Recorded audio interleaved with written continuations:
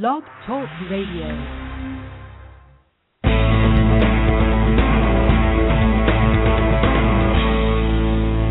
Welcome to Sex, Lies, and Consciousness with your luscious hostess, May Vu, broadcasting live every Monday at 12 noon Pacific Time. Hello, everyone. This is May Vu. It's a beautiful, beautiful Monday first Monday of October in California, and I have another amazing, fun show for us today to talk about, which is how women, this whole phenomenon between dating unavailable men. Just about every single female friends that I know have long stories and histories and patterns of dating unavailable men. And it's just an interesting phenomenon out there. And so today, one of my friends, Michelle Fetch, is going to be here talking with me about this pain, this situation, and as I posted this topic on Facebook and around my circle to talk, there's a lot of opinions and a lot of questions and a lot of even just something as simple as what is unavailable men? What does that really mean? What does that look like? And all that stuff. So anyway, Michelle, come on in, honey. And hi, everyone to know, Michelle is 27. Is that right? Mhm. And you're single and you're dating and you have.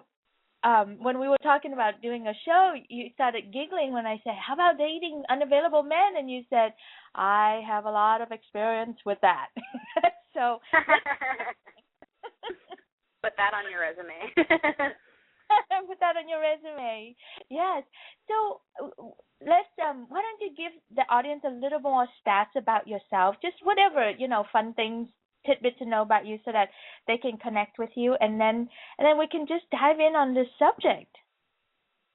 Sure. Well, I am the founder of an organization for women called Women Enough, and it's a global support network that helps women to identify and achieve their personal and professional goals through peer-to-peer support groups. And another aspect of the organization is doing media campaigns that support women in having a healthy body image. And May, you were part of BEAR, and so we have a campaign called BEAR, where women of all ages, ethnicities, body types, and backgrounds pose naked.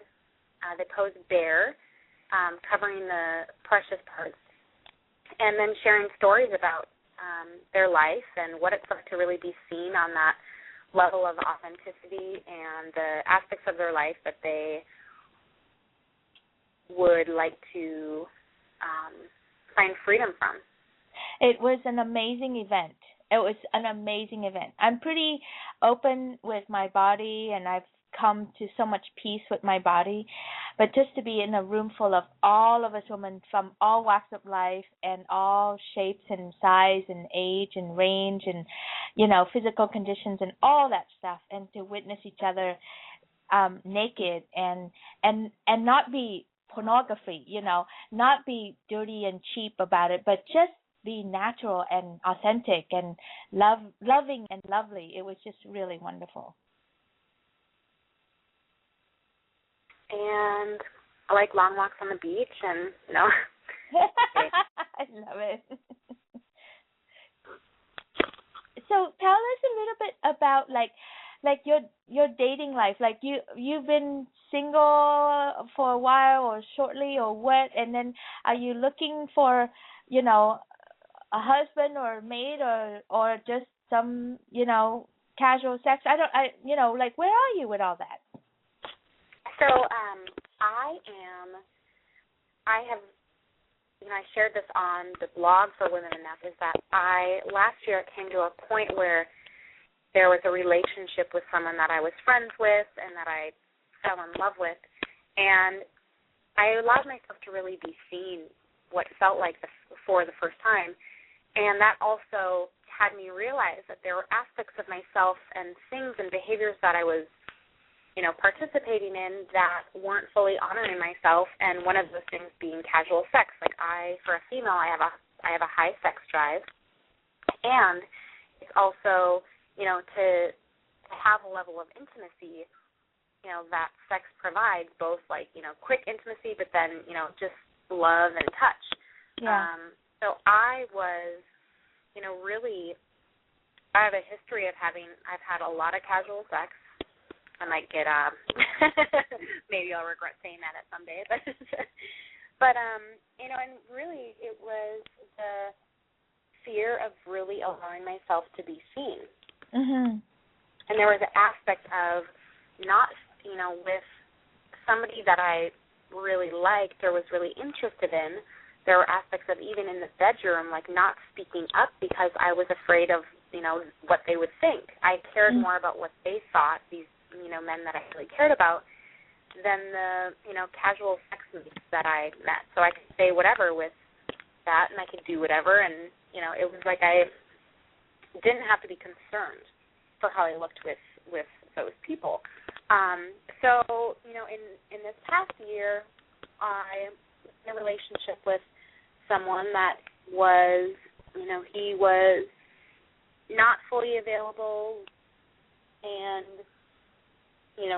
he tried to be, and things didn't work out, and it's been a really difficult emotional ride, and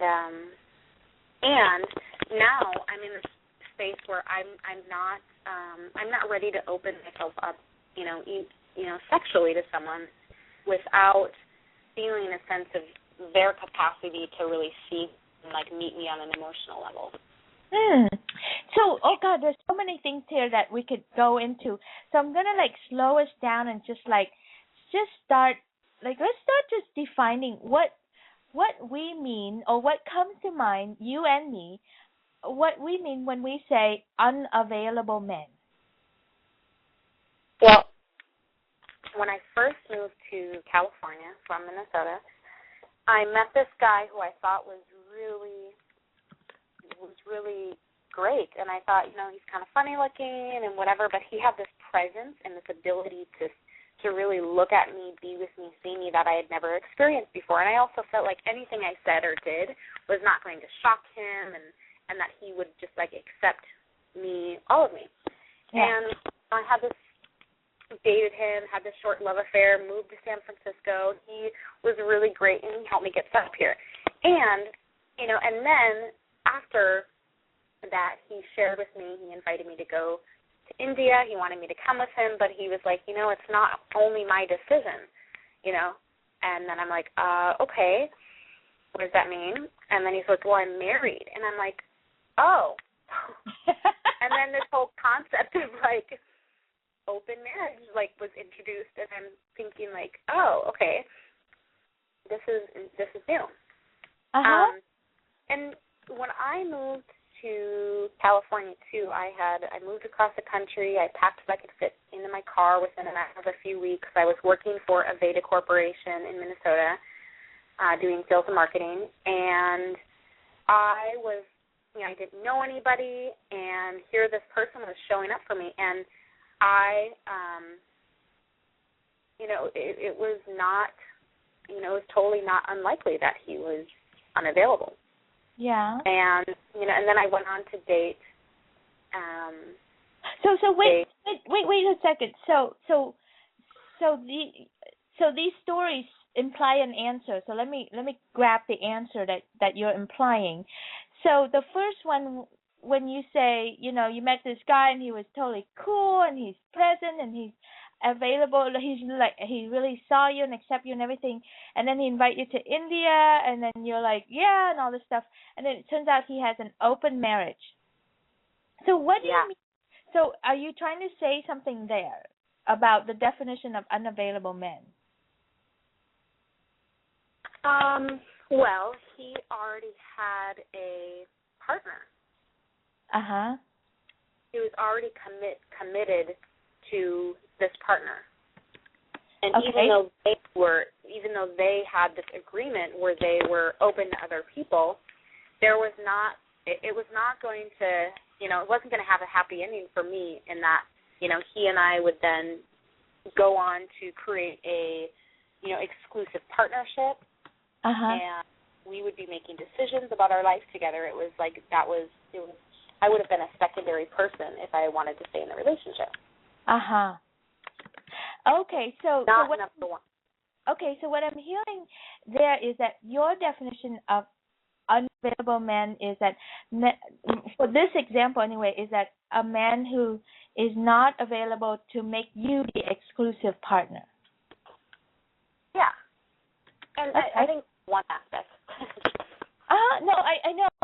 So the reason why I'm like slowing this down and teasing this out is because the terms, it's like when I put it out there, the reactions on from my community is like everybody has a reaction to this term, unavailable men, both the men and the women, and everyone seems to have an idea of what that means until we start pulling it apart. Then it's like, oh, that's what you mean by that, So I just want to get what you mean when you think of unavailable men. So the first definition is, to you, unavailable is that he's not available to make you the exclusive partner that he makes decisions with.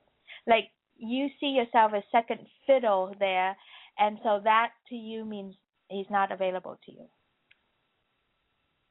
Yes, that is okay. That's one aspect. Yep. Okay. What else? What else define an unavailable man to you? Well, and then after that relationship, I found myself in relationships where there was a lot of sexual attraction, and then the relationship ended up only being sexual, and that I was pursuing someone that wasn't emotionally available to me, even though he was single. Yeah. But he was not looking to be in a relationship. But I also found myself continually, magnetic, or, feeling like that was this force within me. Like I guess somehow, because he was unavailable, I guess it was just like, in an aspect I felt like I wanted it more, which is a little odd. Okay. Oh, this is so good, Michelle, because it's just like taking the time to really pulling this apart feels really, really luxurious to me, and it's like my brain is like clicking and things are falling into place. It's like, for us women, it's like it's one thing to be sexually available, and then it's another to be able to access their emotions, or their emotions are available to us. Like, are they willing to talk to us? Are they willing to open up and let us in on what they're afraid of, what their hopes and dreams and all that stuff are, right? Yeah, okay. And then if they're not, if it's just sex, even though sex is good, but if it's just like there isn't any of that emotional connection, it creates a void or a hunger in us that makes us want more. Yeah. Okay. And there's an aspect, I think there's also an aspect about that is like, well, what's wrong with me? Oh. So you go to what's wrong with me. Give me the logic of that. Well, if he's not available emotionally, he's physically attracted to me. I'm smart, I'm driven, I'm passionate, I'm fun, I'm funny. Like, if he's not emotionally attracted to me, then something must be wrong with me. Oh, this is where your crazy making starts. Yeah. And it's not just your own. I mean, I'm sure all of us women have been there. I've been there myself, So it's just kind of like, this is where we start to somehow internalize or make it about us and going, hey, what's wrong with me? That he won't let me in. Yeah. Like, if I was, what's the thinking here? If I was somebody, if I was worthy enough, he would let me in? Is that the crazy making in our head? Yeah, and this is part of, this sort of thinking is part of why I created Women Enough. It's just this overall embodiment of, humanity feeling like if we had more, if we were more, if we were better, if we were taller, if we were thinner, if we were smarter, if we had more money, like then there'd be a cigar. Right. Or a wedding ring. A wedding ring, right, yeah. Lovely. Okay. We're uncovering stuff here. I'm loving it. So then, what's another definition of unavailable men? Well, I guess one thing, we touched on this a little bit, was talking about casual sex. Well, I think part of the thing with casual sex is it's casual. And it's not necessarily, and probably most of the time, it's not emotional. Yeah. You don't go beyond, you may not and probably don't have conversations that are about the things that you want in your life, the things that happened in the past and the things that you want to happen in the future. It's just simply, it's like an exchange. A transaction almost. Oh, wait. So there's an aspect of, go ahead. I think you just spoke some code word here. So it sounds like the casual sex imply where it's not satisfying then is because there is no plan for the future. Is that what you're implying? No. I've enjoyed casual sex that didn't have a plan for the future. Yeah. I just think that in regards to being unavailable, it's that, I guess I'll just share with you the partner that I had in the past that I shared that I was friends with and that I fell in love with. I literally felt like I had several sexual partners throughout my life, and he really was the first one to really look at me. Yeah. That we were having sex. And he just, his eyes just, he would always have his full attention on me. Yeah. And it felt like, I'm really being seen. Yeah. And this person's really with me. They're not trying to turn the lights off. They're not closing their eyes. It's not, it's not like an escape. It's like they're really going into it. Yeah. And so I think there's an aspect of a certain level of emotional unavailability during, casual sex. Yeah. Well, it's so interesting because... And even sex with, I'm sure it's like people that are in relationships, too. It's like, how do you access the level of real intimacy with, with men?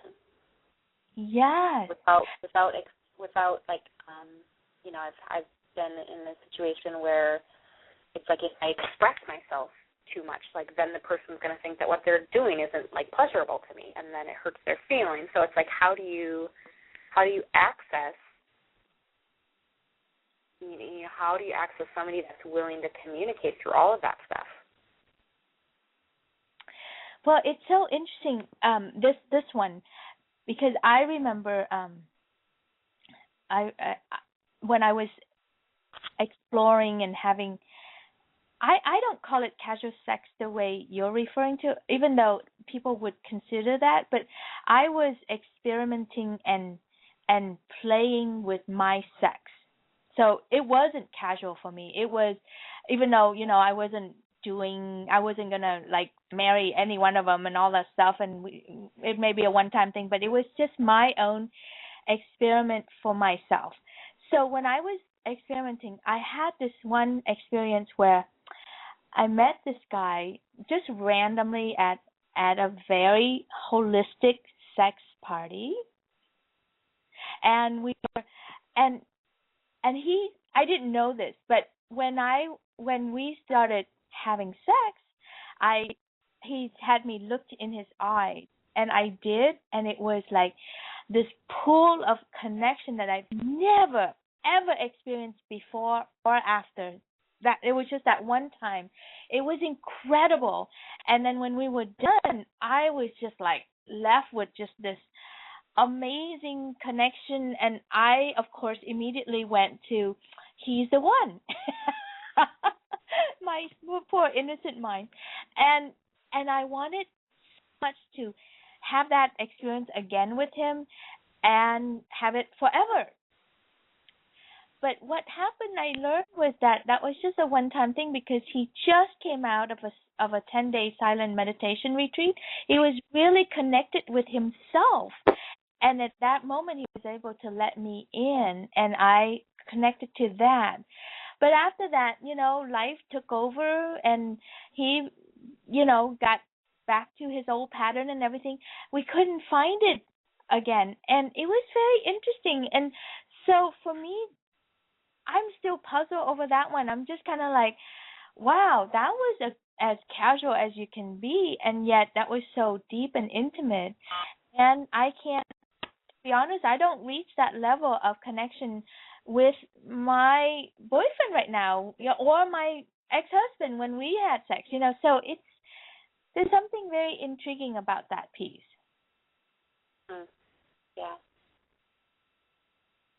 Anyway, so there's the connection to the emotional level, but I think what we just touched on is, I think we were connecting to like a deeper spiritual level that, I hear this in the Tantra community all the time, but I don't know how to achieve it all the time, every time. There's a human barrier, our inability to reach that level of intimacy with each other. Yeah. What else? Yeah. I very relate to that. It is a sense of, I guess, I'm not married. I've never been married, and I didn't wait to have sex till I get married. But when I can even just when you said that, there's a sort of like, when people get married, they talk about your union, and and I feel like now, whether you're married or not, I felt like this emotional, spiritual union with this person. Yeah. Yeah. And really being seen at the level of, your deepest humanity. And it was so incredibly terrifying to me. I'd never had that happen. I was very afraid to be hurt if I really let anybody in, if I, they knew everything about me. And right.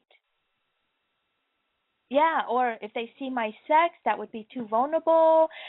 What if they think I'm a slut or inappropriate? All the above, all the stuff that gets in the way of us really revealing ourselves, us being available, not just them, right? How do we open ourselves up and be available and allowing the man or our man or that guy to really connect to it? And do they have the capacity to connect to it?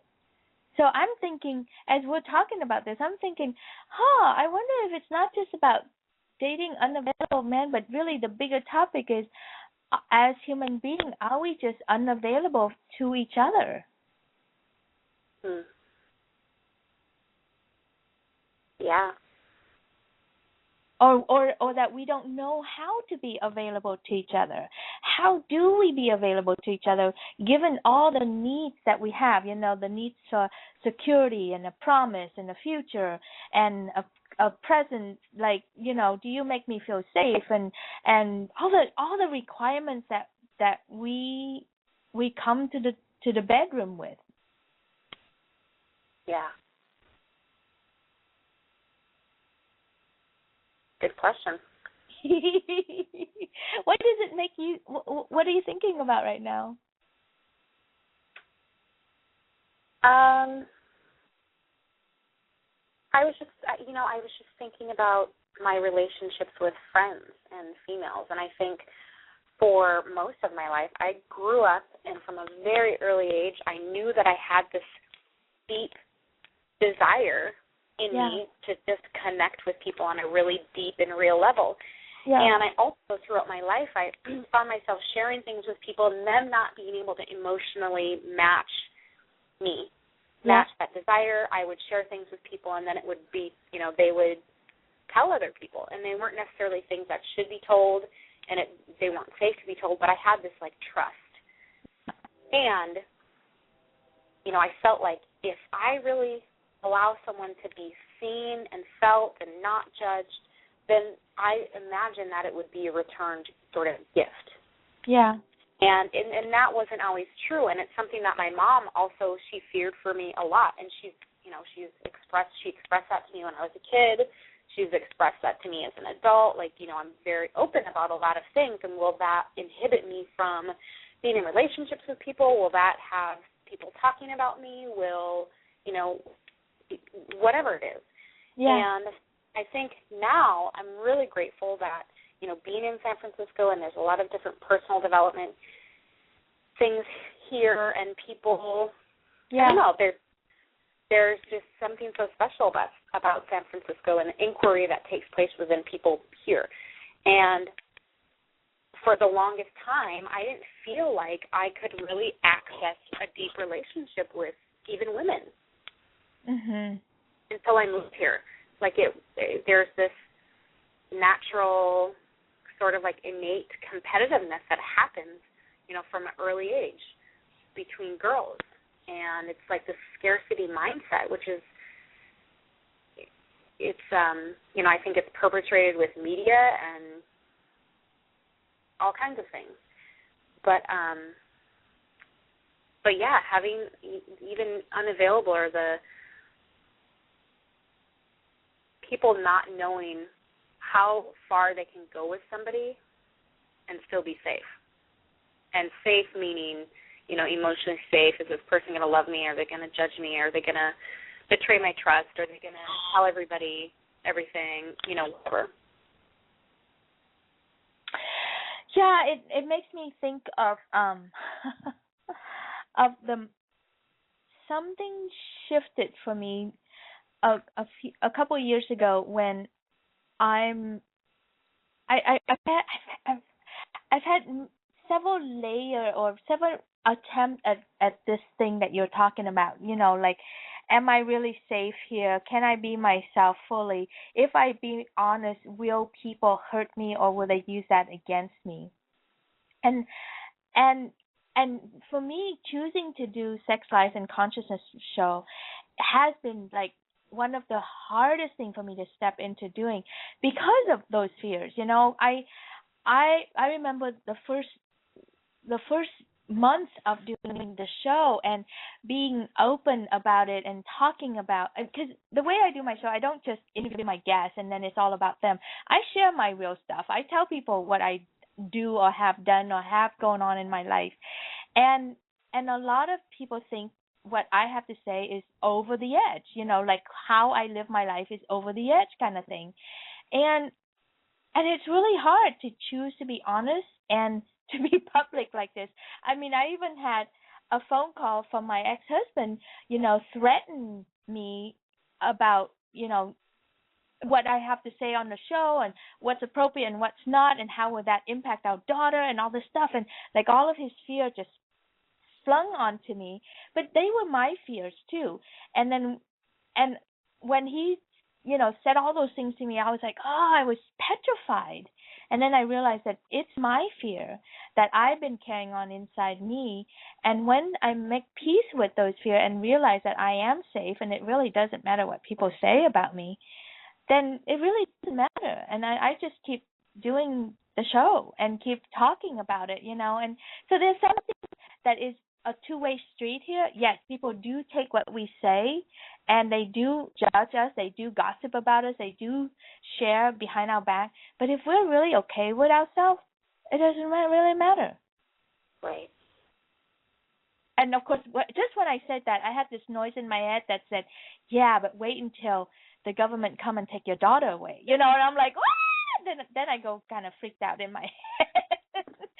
Like, I know, but that logic won't stand up in court. But it's like, I don't know how to make myself safe in the world other than decide that I'm safe. Yeah.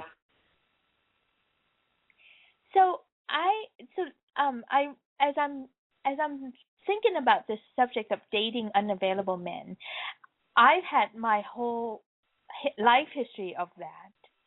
And then I remember, but now I'm actually dating a very available man. Like, he does make me his priority. I mean, I'm his priority the minute he's awake and when he falls asleep. And it feels really good. And he's there for me physically, emotionally, even spiritually. Like he will do his best to meet with me and to meet me, even if it's not his, if even if it's not his forte, he will try his best. And it feels really good. So I was thinking about, when did that shift? And also, what really shift? Is it because he showed up and then everything is better? Or did something shift inside me that has it be better, and then I end up attracting him? I don't really know, but I'm suspecting that I think it has something to do with me rather than looking to them to make some shift. I'm not even sure if I make sense. Did I make any sense to you? Yeah, I think. I mean, my mind was actually thinking about. My mind was just in the conversation about the fear of really being honest. Yes. And my mind was actually thinking. My mind ignored what you were saying for a second. No, that's fine. It's actually the same thing, actually. I just got stuck on the thinking of how so often, and I've been doing consulting and I've been working on my business, but so here for me, I am I'm interviewing for different positions, and I see that, and I've been thinking about how often, even in just corporate America, there's a certain aspect of, and some of it's understandable, but there's a certain aspect of dressing up, looking good, Yep. and pretending that, Yeah. and having to hide certain things. And, and a lot of it is really understandable, so I'm not taking that away. But the sort of thing that I was thinking about is we dress up and we pretend, and this is, I think, in general, women will relate to this conversation, is that we put on makeup, Yep. our hair, Yep. we, put on some Spanx if we need to, and we cover up the things that we don't really want to be seen. Yeah. Because there's also aspects of, in corporate America, or just having the needing to have boundaries. We don't even have to talk about corporate America. This is just everyday life. People, right. We, I, you, me, are so afraid to be seen, to be honest about ourselves, and to reveal, here's my ugliness, here's my imperfection, here's where I'm still ignorant and don't know what the hell I'm talking about, here's where my, low class or whatever, all the judgment that goes on in our head, that we try to hide all that. Yeah. And then, and oh, that's so beautiful. And then we walk around going, the men are not available to us. They won't let us in emotionally. Well, we're not letting them in emotionally either. Yeah. When I first moved here, I remember feeling like the way that I grew up, I really felt like the only thing that I had to offer was the way that I looked. And it's not that I even, I struggled for 16 years with eating disorders and body image issues and this conversation of not being enough. And I think my father was very, he very much, he sexualized women a lot and was inappropriate in that way. So I innately thought that is both like what I had to offer, and there weren't conversations about your intellect and your feelings, and talking about your feelings and talking about anything real was not acceptable. Yeah. So what I'm extrapolating from what you're saying is that, there was your comment earlier was about, men can have casual sex with us, but they won't let us in emotionally. And so what I'm hearing from what you're saying is that you offer sex. You offer the image, you offer the physicality, you offer the, the thing that you complain the most about men. Whoa. Yeah, and that has been, it's sort of this safe haven. Yeah.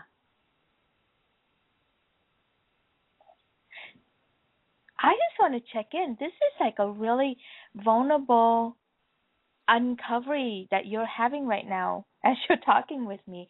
How are you doing? I feel, I've known that, I've known for a while that, before I, chose to not be having casual sex in the past year, I've known for a while that, that it was also a way, it was like what was comfortable. Yeah, like you offer sex because that's comfortable. Yeah, and there was an aspect of feeling like I was, there was something wrong with me, or that I was unworthy of relationship. Like, why am I not being chosen for things? And that's, it's an old conversation that goes back to my parents were divorcing, and my mom, wanted to keep the house and fight for the house, and I ended up moving in with my sister, who, I was, I think, 16 years old, and I moved in with my sister, who was 21, newly married, and then I went to college when I was in high school, and I had this feeling like no one is choosing me. I'm not good enough to be chosen. And that was also this conversation about having, that led to an eating disorder. My father was very much like, you need to shape up, and, women should look like this, and they should have big breasts and small waists, and like all of those things. And so I think that, I've been aware of this conversation, but I hadn't really imagined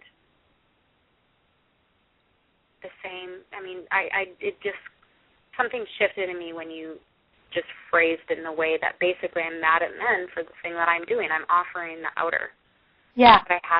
I've been, very much protecting myself from being seen. Yeah. It's so, I'm like, I want to just like jumping up and down and going, oh, that statement is true. That statement is true. It's like whatever we see that's going on outside of us, what we are experiencing in the physical world is just a reflection of what we're putting out. That's really hard to see and really hard to make peace with a lot of times because our ego get in the way. But here I could really see it clearly. It's like, wow, it's like if since you said you had a track record of, dating unavailable men, and why does this keep happening to me, blah, blah, blah. And yet here we are. This is an quote unquote an easy fix, like, wow, honey, maybe it's because you've been unavailable, because you have held yourself back and you haven't let yourself be known and seen and be available to men or women, to yourself. And with my old partner, that the one that I've continually referred to, he shared with me when he first met me, he thought I was a bitch. And it was because I didn't feel confident in relating with men, period. Yeah, right. I always felt like they were somebody that wanted something for me, and that I had to keep, I had to keep them at a safe distance.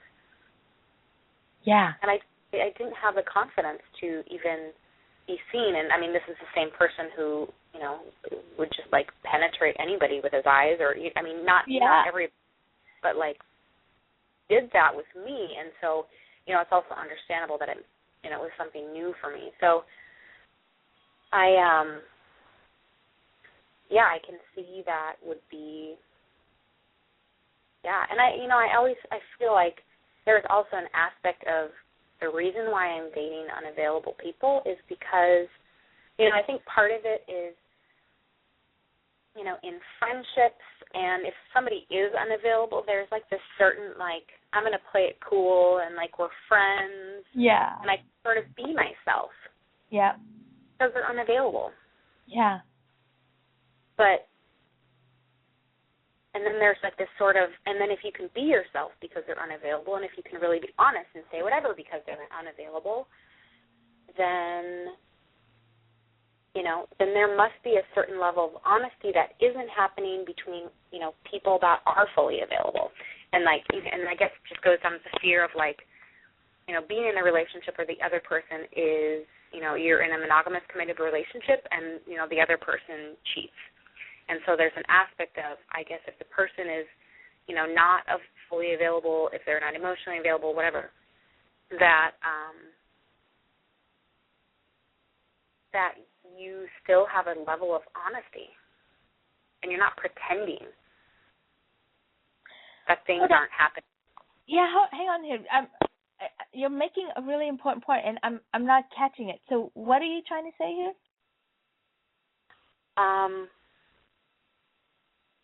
Well, this is sort of this is kind of another thing. It's just unraveling. Yeah. But the fear about being in a partnership with someone and knowing that so many people in relationships, they cheat. And they go into their relationship with the premise and the commitment that they're monogamous, and then that's not actually what's happening. So are you saying is that one of the fears that you have is to be in a relationship, to let go and really fully be in a relationship and trusting the relationship and trusting the man, because your history is that you've seen way too many men cheat. So if you surrender and let yourself be that vulnerable, he will cheat on you, and that would just be devastating. Yeah. So you're not really having a relationship with him. You're having a relationship with some crazy thoughts in your head. I suppose that's right. I love it. Oh, honey, I'm sorry. That must be really hard. But I get it. I get that vulnerable part, right? Because it's true. In order to be fully in a relationship, we have to let go and we have to surrender and open up and trust. And the worst thing about opening up and trust is we're so vulnerable that, they sneeze and we could get hurt. So it's like, oh, no, I'm not doing that. Yeah. Yeah.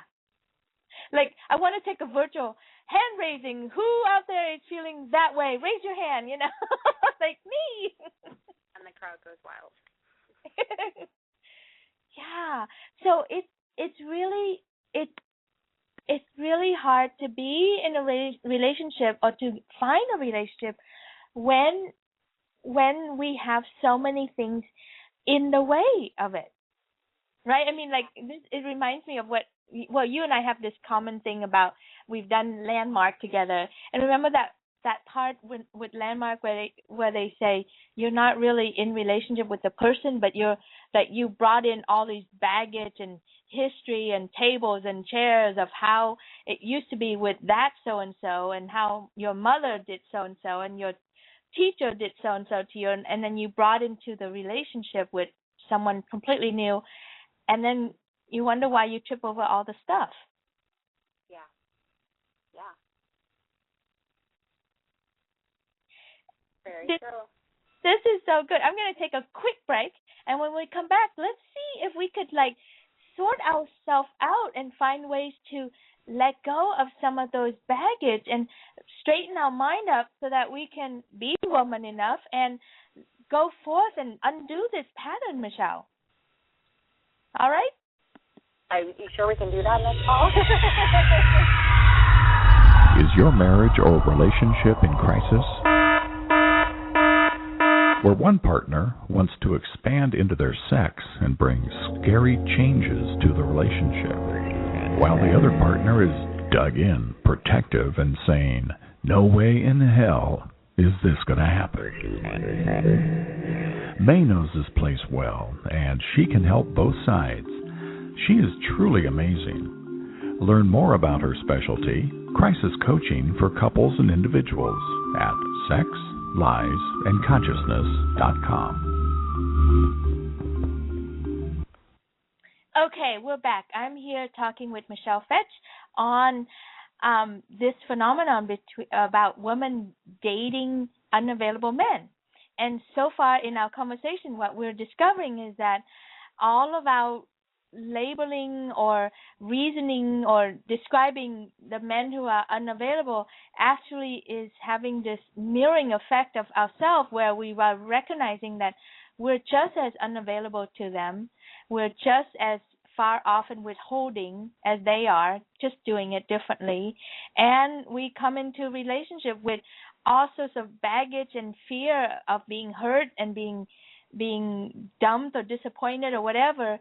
So we end up tripping over ourselves, and we're really not in relationship with the person right in front of us as is today.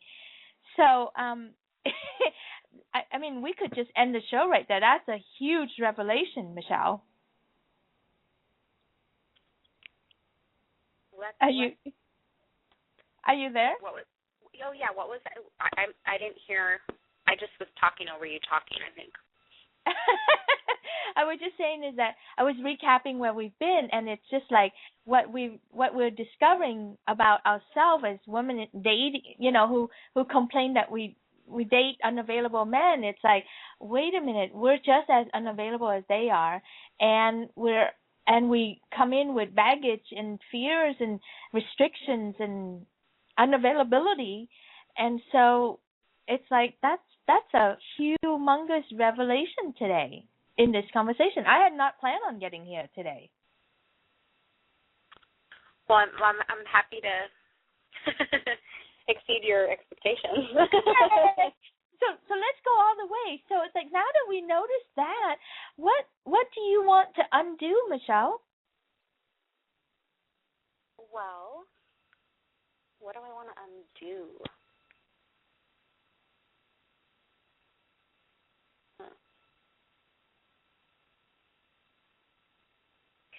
I don't know about, I think,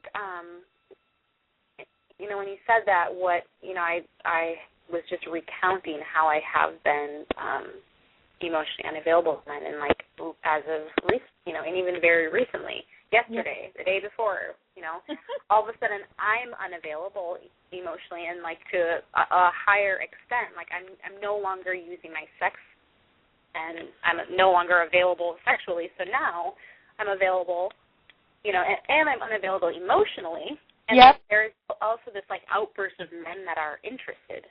Yeah. And like, on a deeper level. And it's really interesting. Like what is it about that?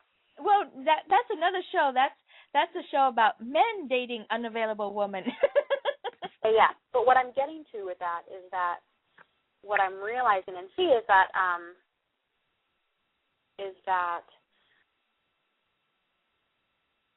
for me to let myself engage deeper with men. And I don't mean, there's an aspect of like, I even recognized myself doing this last night, is there's this guy that is, who is interested in me, asked for my number, and I was just hanging out with friends, and I was, just very casual.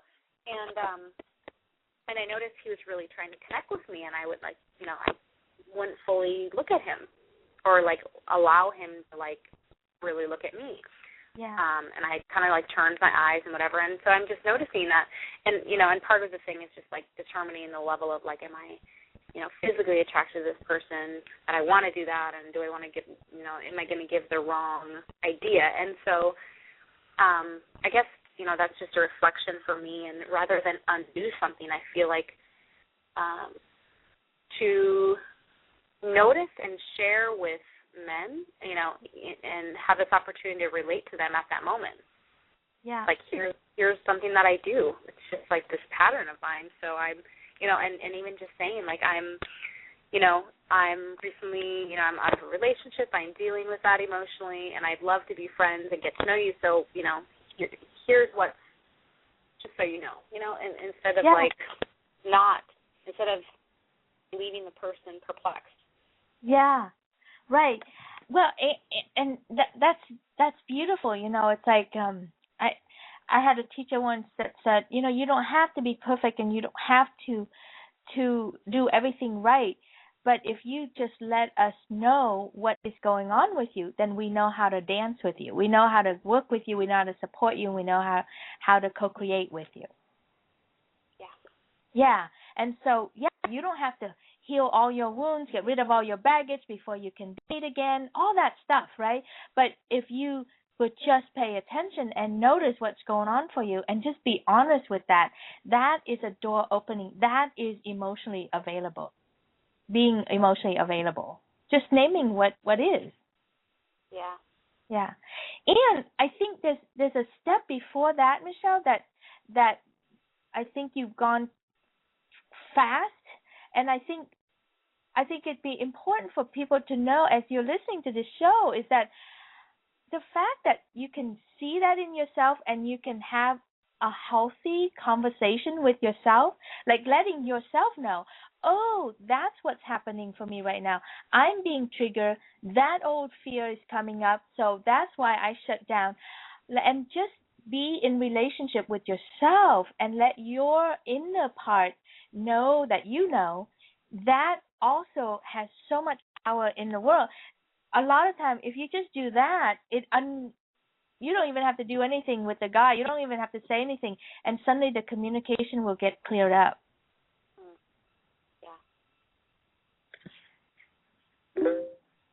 So it's like take good care of yourself, and then take good care, and then allow people to dance with you. Yeah. Yeah. That's huge, honey. How does that feel when you said that? Well,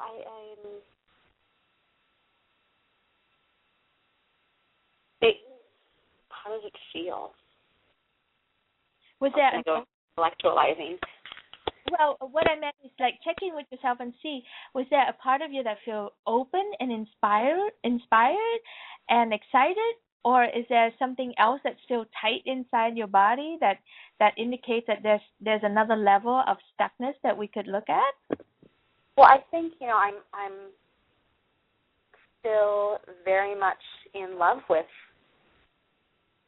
the man that I'm not in a relationship with, that, and so part of it is like, in my mind, I'm comparing everyone to him. Uh-huh. Yes.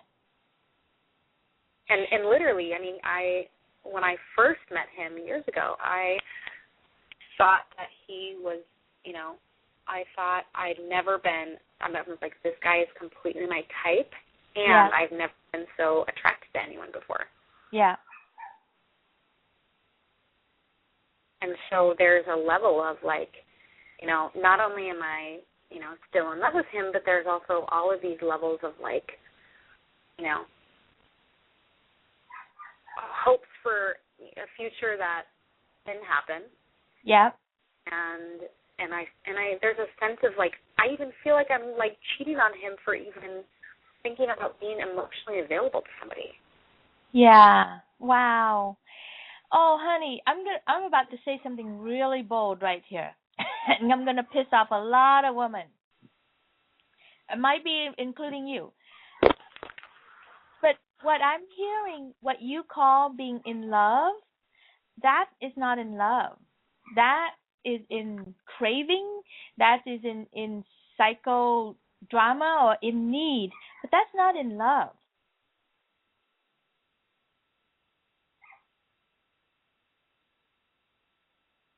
Will you make the distinction of what you consider to be in love and what you're saying versus?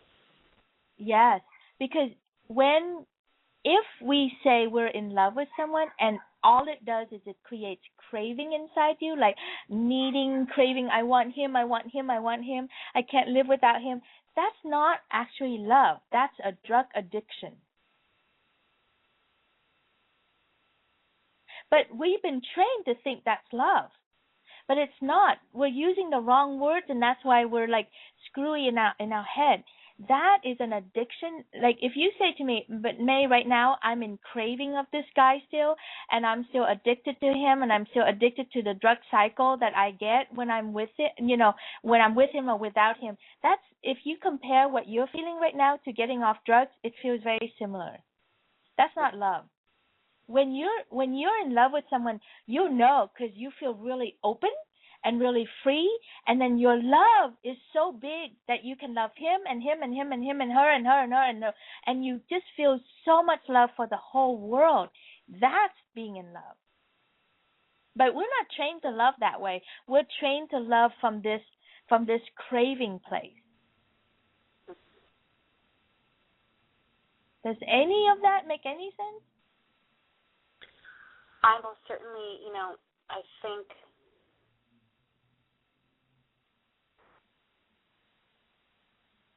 it does. I think, I thought, I definitely, I was in love with him, and I think, now I've even felt like, well, I still crave him. Yes. I still want him. Yes. And, yes. But right now, who he has been being is not, actually deserving of that. Yeah, see, I was in love with who he was and how it was before, and now I crave that it was again. Yes. And all of these conversations that you're in your head right now, they're not conversations of love. They're conversations of a starving, craving, hungry, needy person. This is a conversation of need. It's not a conversation of love.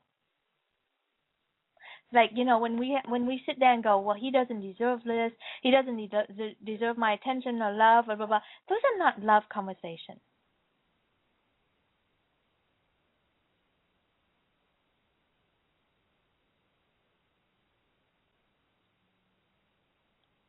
So, this is a pretty honest and blunt stroke at such a tight end to the call today, and I want to just check in.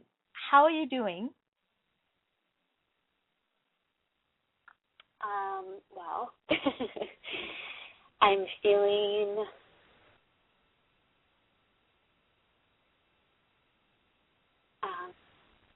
Tender, yeah. Yeah. I'm gonna have to take this offline and continue to support you to integrate this piece in. This is I hope you're not taking it as I'm making you wrong or anything like that, but I want to make that distinction so that you can see straight. When you call it I'm in love with him, then there's so much value and so much sacredness to it. But if you can see that this is just a drug that you're getting off of, then you have a lot more choices around this. Yeah. Thank you so much. And part of it is also,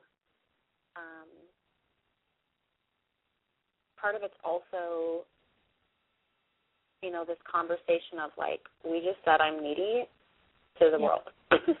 Oh, yeah, so they're looking good. So back to that thing about, oh my gosh, and so first of all, I want you to know that you're not the only needy one. Every single one of us are needy. And every one of us have our head screwed backward around this whole in love and not in love and in need conversation. What you are doing today for us is that you just gave voice to this most tender part of all of us women that suffer through this. And we don't know how to talk about it. So what I'm actually witnessing is a woman of courage, a woman of power, and a woman of strength talking to us, not a needy and broken person that your brain might be wanting to do to you right now. Yeah. So will you take a big deep breath and let your inside know, honey, don't get this one backward too. See, that wires wants to do it backward too. It wants to take this and turn you into a needy person, and something to be ashamed of. But actually, you're gorgeous and beautiful and courageous, and you're undoing yourself. I love it.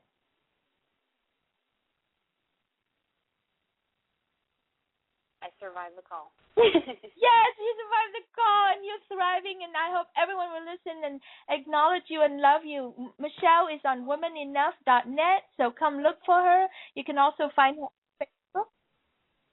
Michelle Fetch, Fetsch. I know her brain is screaming out, going, great, now people know my last name too. But really, honey, you got to be proud of. You know what I actually just did is I actually just Googled whether or not my name was associated with this talk, and it was already available for my name in the Google search. Here's a chance to reclaim all that and know that you're safe and loved. You are woman enough, honey. What you're saying is a universal situation. It is not a Michelle issue. It is universal. Anyway, I have 20 seconds. I want to finish well with on the audience. Thank you so much for listening. more courageous conversation on my website, sexlifeandconsciousness.com. Talk to you guys next Monday. Have a great week.